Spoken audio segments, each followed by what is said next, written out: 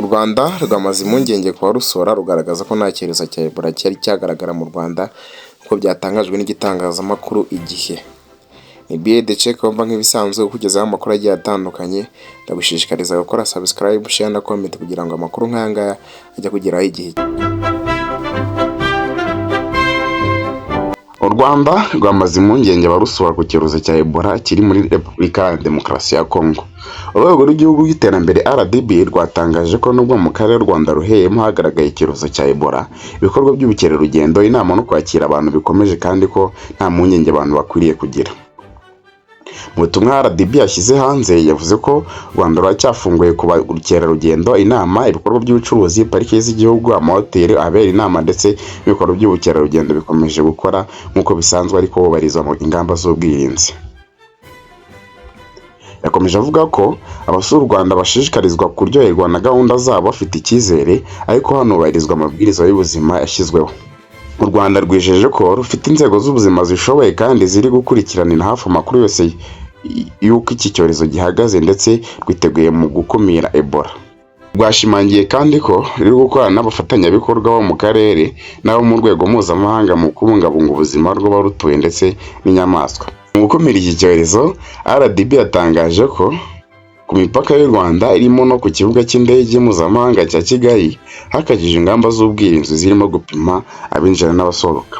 Yongeye gushimangira ko abanyamahanga banyuze muri Kongo mu gihe kiri munsi y'iminsi 30 batemerewe kwinjira mu Rwanda. Abanyarwanda n'abandi bafite ibyangombwa bemera gutora mu gihugu bo bemerewe gutaha, ariko mu gihe haba baherutse muri Kongo mu minsi 30 ishize washyirwe mu kato. Ibikorwa by'ubukerarugendo no kwakira inama bikomeje biri mu byinjiza u Rwanda amafaranga menshi. Amafaranga yinjijwe mu bukerarugendo mu mwaka wa 2025 ni miliyoni 685 z'amadolari y'Amerika, avuye kuri miliyoni 647 z'amadolari y'Amerika yinjijwe mu mwaka wa 2024. Ayangana n'izamuka rya 6% ku kigereranyo mpuzamahanga. Mu mwaka wa 2025 umubare w'abasura u Rwanda nawo warazamutse ku kigero cy'9% ugera ku bantu miliyoni 1.49. Benshi muri aba basuye pariki y'igihugu y'Ibirunga ikunzwe kubera ingagi ndetse n'izindi pariki.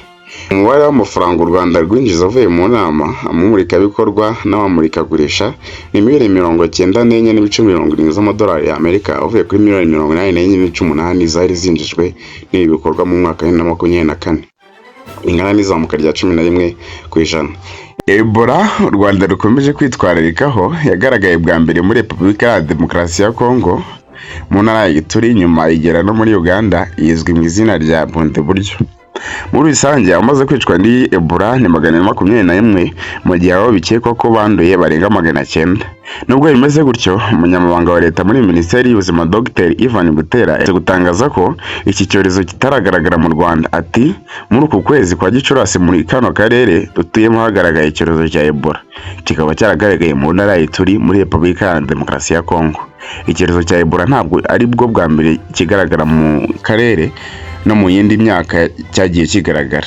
Uyu mwaka rero gifite uko gihagaze, aho cyagaragaye muri Repubulika ya Demokarasi ya Kongo, ariko kugeza ubu no mu gihugu cya Uganda hakaba hari abantu 5 bagaragayeho bacyanduye. Mu Rwanda rero nta murwayi wa Ebola uhari. Indwara ya Ebola ntabwo iri mu Rwanda, ariko iyi ndwara nka Ebola ije mu karere, ni ngombwa ko habaho ingamba z'ubwirinzi zamaze gushyirwaho mu gihugu ku mipaka igihugu gifite muri rusange.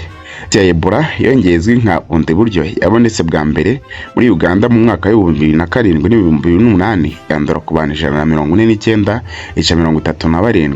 Muri 2012 yagaragaye muri Repubulika ya Demokarasi ya Kongo mu gace ka Isiro, abantu 57 barayandura ica 29.